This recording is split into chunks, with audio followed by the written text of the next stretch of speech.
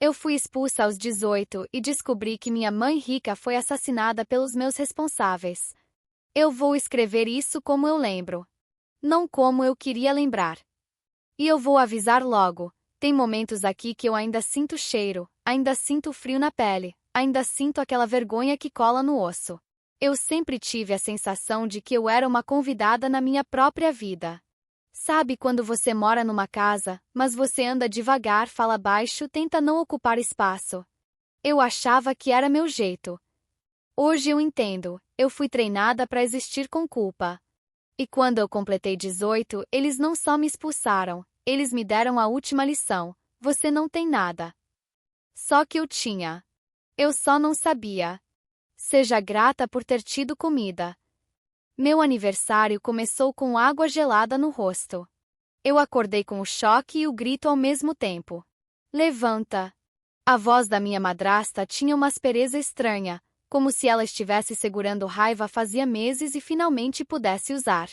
Eu sentei na cama tossindo, engolindo água, e vi as malas no chão já prontas, abertas, minha vida dobrada de qualquer jeito. Meu padrasto estava parado na porta. Braços cruzados. Não parecia alguém expulsando uma filha. Parecia um segurança de supermercado esperando você sair. Eu olhei para eles e por um segundo eu pensei: isso é algum teste, alguma humilhação para eu implorar, e depois eles vão dizer que era para eu aprender. Eu tentei falar, mas minha voz saiu tremida. Eu fiz 18 hoje. Minha madrasta riu. Um riso debochado, curto, que me deu vontade de sumir. E daí? Já passou da hora de virar adulta. Uá! Meu padrasto finalmente abriu a boca, e foi com aquela calma perigosa. A gente fez o que podia. Já era. Eu senti o rosto esquentar. Não de raiva. De vergonha. Porque vergonha é isso: o corpo se acusa antes do mundo te acusar. Mas eu sou sua filha. Minha madrasta fez cara de nojo.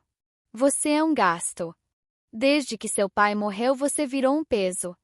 Meu padrasto completou sem emoção. Você teve comida e teto por 18 anos. Seja grata. Seja grata. Essa frase entrou no meu peito como um prego. Eu saí com as malas. E quando eu atravessei a porta, ele falou, sem olhar nos meus olhos: se tentar voltar, eu chamo a polícia.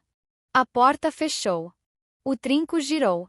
E eu fiquei do lado de fora com o barulho da casa continuando lá dentro, como se eu nunca tivesse existido. Eu andei. Andei até meu corpo doer. Andei até minha cabeça ficar vazia. E quando eu percebi, eu estava na frente de um abrigo. O lugar onde alguém finalmente me olhou como pessoa. O abrigo cheirava a desinfetante e cansaço. A luz era branca demais e fazia todo mundo parecer doente. Eu preenchi o formulário com mão tremendo. Nome. Idade. Sem contatos de emergência. A assistente social, vou chamar ela de Mara, tinha um olhar cansado mas atento. Ela não tinha o tipo de gentileza fofa. Ela tinha a gentileza de quem protege. Você tem documento? Ela perguntou. Eu entreguei minha identidade e minha certidão de nascimento amassada. Eu tinha pegado correndo antes de sair num instinto. Enquanto ela digitava, meu celular vibrou. Mensagem do meu padrasto. Para de fazer drama e envergonhar a família. Você tá na rua porque merece. E seja grata por ter tido comida. Eu senti minha garganta fechar. Mostrei a tela para Mara sem dizer nada. Ela leu. Não fez cara de choque. Fez cara de alerta. Como se aquilo confirmasse algo. Nome da sua mãe? Ela perguntou. Eu respondi. Ela digitou. Parou. Digitou de novo. E aí ela fez uma coisa que mudou minha vida. Ela ficou séria de um jeito que eu nunca tinha visto um adulto ficar por minha causa. Você disse que sua mãe morreu quando você tinha 5, né? Sim. E que seu pai morreu quando você tinha 1 ano e pouco. Num acidente de trabalho. Ela olhou para mim como quem mede se você aguenta. Eu preciso te fazer uma pergunta difícil. Você tem certeza que sua mãe morreu do jeito que te contaram? Eu senti o estômago virar. Como assim? Ela virou a tela levemente. Eu vi o nome da minha mãe. Vi uma data. Vi uma palavra que não cabia na minha cabeça. Homicídio. Eu não consegui respirar por uns segundos. Eu literalmente senti o ar sumir. Eu segurei na borda da mesa. Isso tá errado. Mara balançou a cabeça devagar. Eu não acho que tá. Eu lembro de eu falar não várias vezes, como se eu pudesse negar e apagar. Minha madrasta disse que foi doença, ela disse que foi rápido. Mara encostou a mão na mesa, firme. Tem registro de investigação. E tem outro detalhe, sua mãe tinha patrimônio. Eu franzi a testa, confusa. Patrimônio? Sua mãe era rica. E você, como filha, tinha direito a uma pensão desde a morte do seu pai, e a benefícios ligados ao patrimônio dela depois que ela morreu. Você era criança. Alguém foi nomeado responsável. Eu já sabia. Eu senti antes de ouvir. Meu padrasto. Ela sentiu. Sim. E aí, como se o universo quisesse me esmagar de vez, Mara falou uma frase que eu nunca esqueci. E pelo que eu tô vendo aqui, essa pensão nunca deveria ter parado. Você tinha direito mensal. Alto. Por anos. Eu senti uma raiva tão grande que ficou silenciosa. Não foi um grito. Foi um gelo. 13 anos. 13 anos de não tem dinheiro, você é ingrata, você custa caro. E o dinheiro entrando. E saindo. E indo para eles. Mara fechou a tela e falou baixo. Você precisa agir rápido. Hoje. Antes que eles descubram que você sabe. Eu tremi. Por quê? Ela respirou fundo. Porque quem esconde isso por tanto tempo, não costuma reagir bem quando a verdade aparece. Minha infância reescrevendo minha memória. Eu não dormi naquela noite. Eu fiquei lembrando coisas que eu sempre tratei como normal. A caixa de fotos que eu nunca podia abrir. A porta do quarto deles sempre trancada. As conversas que paravam quando eu entrava. Meu padrasto ficando irritado quando alguém mencionava herança ou direitos. Meu padrasto e minha madrasta dizendo que eu era sensível demais, dramática demais, difícil demais. E eu lembrei de uma cena de quando eu tinha 5. Só um flash. Eu acordada de madrugada. Barulho na cozinha. Meu padrasto falando baixo. Você tá entendendo o que isso significa? Minha madrasta respondendo. Agora ela é nossa. Na época eu não entendi. Mas meu corpo guardou o medo. No dia seguinte, Mara me colocou em contato com uma defensoria e uma advogada. E me deu a melhor dica do mundo, do tipo que salva vidas. Documenta tudo. Tudo. Print. Áudio. Foto.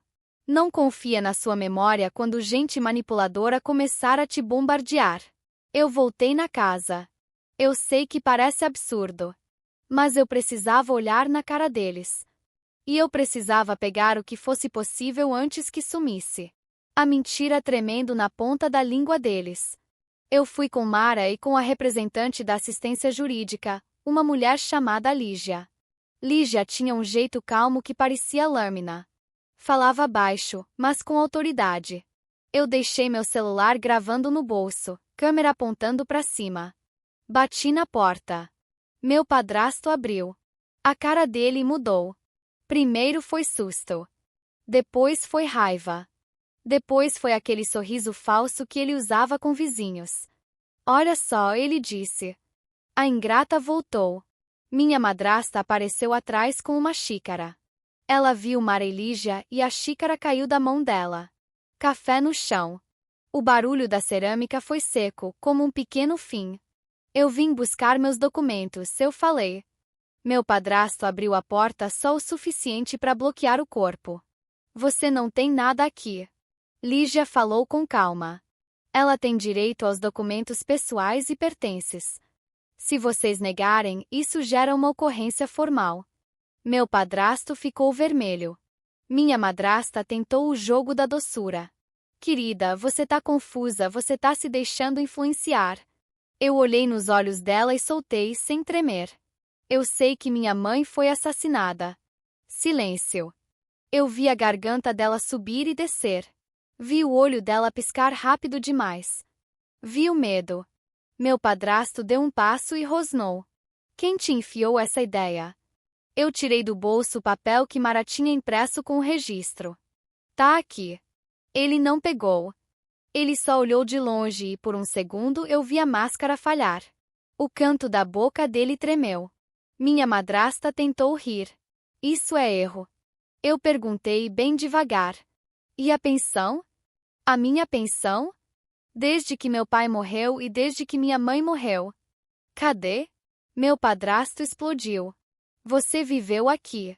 Você comeu aqui. Então para de querer o que você não merece. Essa frase foi a confissão mais clara que eu poderia ter pedido. Porque ele nem negou o dinheiro. Ele só disse que era dele por direito. Eu peguei meus documentos. E eu vi num armário alto uma pasta de arquivo. Eu pedi. Eles disseram que não. Lígia insistiu. Mara ameaçou chamar a polícia ali. Meu padrasto cedeu com ódio. Me entregou a pasta como se estivesse me dando veneno. E dentro tinha extratos. E valores. E cartas. E depósitos mensais. Meu estômago virou. Eu saí daquela casa com as mãos tremendo, mas com um pacote de verdade que eles não podiam mais destruir. Eu achava que o pior já tinha acontecido. Eu estava errada. Virando minha vida num dossiê, e a paranoia ficando útil. Eu virei uma pessoa obcecada. Não no sentido engraçado. No sentido de sobreviver. Eu criei uma pasta chamada Evidências. Eu organizava por datas e eventos. Eu anotava tudo num caderno, porque eu tinha medo de alguém derrubar meu celular e apagar tudo. Eu fiz backup em 3 lugares. Nuvem. E-mail. Pendrive. Eu comecei a tirar foto do meu próprio rosto depois de confrontos, só para registrar estado emocional e horário. Sim, eu sei que parece exagero. Mas eu já tinha aprendido. Quando você enfrenta manipuladores, eles tentam reescrever a realidade. E eu precisava de uma realidade que não pudesse ser reescrita. No banco, a gerente foi educada, mas fria. A conta é administrada pelo tutor. Tecnicamente, ele tinha acesso. Mas eu sou maior de idade agora, eu respondi. Ela deu um suspiro que parecia dizer mais um caso. Para contestar transferências, você precisa de boletim de ocorrência e, provavelmente, ordem judicial e perícia. Eu fui à delegacia. Eu sentei numa cadeira de plástico. Esperei 2 horas. Quando me chamaram, o detetive olhou para mim como se fosse drama adolescente. Até eu colocar os extratos na mesa. A expressão dele mudou. Isso é muito dinheiro. Eu assenti. E eu nunca vi um centavo. Ele começou a digitar. Eu contei tudo. A expulsão. As mensagens. A ameaça. O registro de homicídio. Quando eu falei homicídio, ele parou de digitar por um segundo. Você tem isso por escrito? Eu entreguei. Ele coçou o queixo. Se isso for o que parece, vai muito além de briga familiar. E aí eu comecei a ter medo de verdade. Porque se eles fizeram isso, o que eles seriam capazes de fazer comigo agora? A advogada entrou na história e virou o jogo. Preservação de provas, pedidos formais, bloqueios emergenciais, quebra de sigilo, perícia contábil. Só que quando você mexe no dinheiro, o monstro acorda. Quando eles param de fingir. As mensagens começaram a chegar de números diferentes, porque eu bloqueava e eles criavam novos. Você tá mexendo com coisa que não entende. A gente sabe onde você tá. Você vai acabar igual. Essa última me fez vomitar no banheiro do abrigo. A gente sabe onde você tá. Eu comecei a olhar pela janela antes de sair. Eu comecei a andar mudando de calçada. Eu comecei a sentir que todo carro desacelerando era sobre mim. E então veio a confirmação. Eu vi a caminhonete do meu padrasto estacionada do outro lado da rua do abrigo. Ele ficou parado lá dentro do carro, só olhando. Não era para me buscar. Era para me avisar que ele ainda estava no controle. Mara chamou a polícia. Eles não pegaram ele fazendo nada ilegal naquele momento. Ele foi embora antes. Mas eu gravei. E guardei. E foi aí que a vida me deu uma coisa que parece ficção, mas aconteceu. Meu tio apareceu. O reencontro com meu tio poderoso, o homem que eles fizeram eu odiar. Eu cresci ouvindo que meu tio era um vilão. Interesseiro. Perigoso. Manipulador. Ele só quer dinheiro. Quando eu vi ele pela primeira vez, eu achei que ia sentir raiva. Eu senti outra coisa. Eu senti um tipo de segurança que eu não conhecia.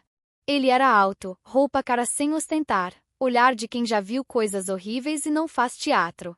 Ele me olhou como se eu fosse alguém que ele procurou por muito tempo. Você é a filha dela, ele disse. Eu fiquei muda. Eu tentei te tirar deles quando você era pequena, ele falou. Eu perdi. Eles tinham documentos. Eles tinham narrativa. Eles tinham vantagem. Ele abriu uma pasta e colocou na mesa. Eu nunca parei de investigar. E ali ele me mostrou que meus pais esconderam. Que minha mãe tinha pedido ajuda. Que minha mãe tinha medo. Que ela queria mudar tutela. Que ela tinha ameaçado denunciar. E que ela morreu logo depois. Eu senti meu corpo inteiro gelar quando ele falou. Eu acredito que foi assassinato premeditado. Eu fiquei sem ar. Por quê? Ele olhou nos meus olhos. Porque ela era rica. E porque você era pequena. E porque a pensão e a herança iam para a administração do tutor. Eu senti uma raiva que não cabia. Eles me criaram roubando o que era meu. Sim, ele disse sem suavizar. E te expulsaram quando você virou adulta e podia fazer perguntas. Essa frase me fez tremer. Porque era verdade. Eu virei adulta e virei ameaça. Quando a justiça finalmente levou meu medo a sério. Depois que meu tio entrou, tudo ganhou peso. Não porque ele comprou nada, mas porque ele abriu portas e acelerou pedidos. Quando meu padrasto tentou me abordar na rua, eu tava com o celular gravando. Ele veio com aquele tom pai preocupado, como se fosse um personagem. Filha, você tá doente. Vamos conversar. Eu recuei. Não chega perto. A expressão dele mudou. O sorriso caiu. E ele sussurrou baixo, quase sem mover a boca. Você não sabe do que eu sou capaz. Eu juro que meu sangue gelou. Eu mostrei o vídeo para a advogada. Ela entrou com pedido de medida protetiva na hora. O juiz concedeu. Distância mínima. Proibição de contato. E aviso de prisão por violação. Eu saí do fórum com o papel na mão e chorei no banheiro do prédio, não de alegria, mas de exaustão. Sair do abrigo, mas não sair da guerra. Eu consegui um lugar pequeno através de programa de moradia assistida. Um apartamento simples, mas com chave, com meu nome e com privacidade. Eu dormi no chão e acordei assustada com qualquer barulho. A sensação era, agora eu tenho um teto, mas eu tô sendo caçada. E eu estava. Tentaram me incriminar e destruir minha credibilidade. Quando eles perceberam que o bloqueio financeiro vinha, eles tentaram me derrubar de outro jeito. Eles registraram boletim contra mim dizendo que eu roubei documentos. Disseram que eu invadi. Disseram que eu ameacei. Disseram que eu era instável e precisava ser internada. E o golpe mais cruel, eles tentaram usar meu histórico de terapia contra mim. Eu tinha feito terapia quando criança porque eles diziam que eu não superava a morte do meu pai e da minha mãe. Agora eu entendi. Aquela terapia era parte da mentira. Era uma forma de me manter frágil, culpada, controlável. A advogada virou isso contra eles com uma frase que eu queria tatuar. O histórico psicológico dela não prova que ela é instável. Prova que ela foi induzida a viver um luto fabricado. E aí o juiz autorizou perícia contábil e quebra de sigilo em contas ligadas. Meu padrasto entrou em pânico. Onde o dinheiro foi parar? A perita contábil achou o rastro. A pensão entrava mensalmente. Alta. Religiosa. E o tutor, meu padrasto, fazia o dinheiro escorrer em pequenas saídas para esconder. Transferências para conta conjunta. Empresas de fachada em nome de terceiros. Investimentos falsos. Compras de bens no nome de laranjas. Pagamentos disfarçados de despesa da menor. E aí veio uma cena que eu nunca esqueço. Eu vendo na planilha o pagamento de uma viagem internacional. No mesmo mês em que eu pedi dinheiro para a excursão da escola e ouvi não temos. Eu tive que sair da sala para respirar. Eu sentei no corredor e senti o mundo girar. Meu tio sentou ao meu lado e falou algo simples. Eles roubaram sua vida em parcelas. Essa frase me quebrou. Reabrindo o que eles enterraram. A parte criminal ficou pesada. Muito pesada. Quando abriram a revisão do caso da minha mãe, apareceu uma testemunha antiga, uma diarista que trabalhou na casa naquela época. Ela falou coisas que me deram vontade de arrancar a pele. Que ouviu briga naquela noite. Que viu meu padrasto arrastando algo pesado enrolado num lençol. Que a madrasta limpou tudo com água sanitária até a casa feder. Que no dia seguinte a bolsa da minha mãe ainda estava lá.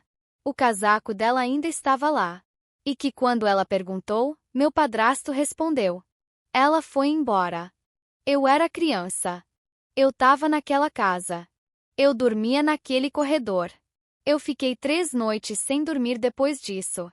E aí veio a reviravolta que fechou o cerco. Um dos laranjas que recebia dinheiro começou a colaborar quando foi preso por fraude. Ele entregou conversas antigas. Mensagens. Áudios. E num desses áudios, meu padrasto falava da minha mãe como um obstáculo. Ela ia acabar com tudo. Ela não entendia que era melhor assim. Quando eu ouvi isso, eu senti um ódio tão puro que eu tremi. Não era só dinheiro. Era poder. Era controle. Eles me criaram como troféu e como cofre. Violação da medida e o momento em que ele se perdeu. Teve uma audiência importante. Eles chegaram com advogado, postura, performance. Meu padrasto tentou se vender como homem honrado. Eu criei essa menina. Eu sacrifiquei minha vida. Ela tá sendo manipulada por gente que quer dinheiro. A advogada, com calma, colocou o relatório da perícia na mesa. Então o senhor consegue explicar por que o dinheiro dela pagou seus carros, suas viagens e sua empresa? Silêncio. Meu padrasto perdeu o controle ali. Ele começou a gritar que eu era ingrata, que eu não merecia nada, que sem ele eu seria ninguém. E aí ele falou no meio do surto, olhando diretamente para mim. Você devia agradecer por eu ter te deixado viva. A sala inteira ficou muda. Eu senti meu corpo desligar. Como se eu tivesse saído de mim. O juiz mandou ele calar. O advogado tentou puxar ele. Mas já era.